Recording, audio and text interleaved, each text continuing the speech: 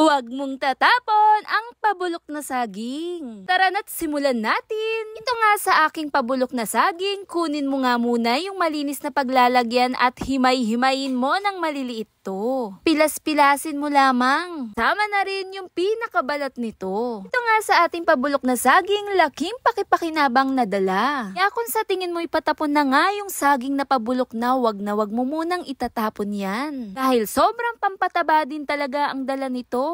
Pampaganda rin mismo. Dahil sa likas na pinagmulan nito, yung mismong dala niyang benepisyo. Kaya naman kung madami-dami ka nang ang pabulok ng saging, wag mo munang itatapon yan. Dahil laking pakipakinabang pag nagamit mo rin talaga to. At pagkatapos mong durug-durugin, may isa ka pang kailangan kuhain. Isa na rin dito yung talagang magbibigay calcium na rin. Gaya na lang ng puting itlog. Kadalasan din talaga yung mga ganitong naiipon ko ng balat ng itlog, hindi ko tinatapon to. Dahil sa sobrang daming dalang benepisyo, napakaganda rin talaga nitong gamitin, lalong-lalo na kung hilig na hilig mo rin yung ating gagawin. Nagsama na nga natin yung dalawang sangkap na gagamitin natin at durug-durugin mo pa nga itong mabuti hanggang maghalo-halo pa mismo. Gusto mo naman yung tipong pinong-pino nga ang itsura niya, pwedeng-pwede mo po itong i-blender. Pero dito nga sa aking ginawa, dinirekta ko na lang at mano-mano lang din ang pagdurug-durug ko. Dalawang sangkap na ginamit natin bilang isang pataba lalo sa lupa. Fertilizer mo na rin dyan mismo sa mga halaman mo. Kaya kung plantita at plantito ka, ito'y bagay na bagay din talaga dyan sa halaman mo. At pwedeng-pwede mong gawin to. Hindi ka nagagastos pa. Dahil sa mga patapon na bagay, ito'y nagagamit at nagagamit mo rin. Dahil kahit ako mismo inuumpisahan ko na rin dahil kailangan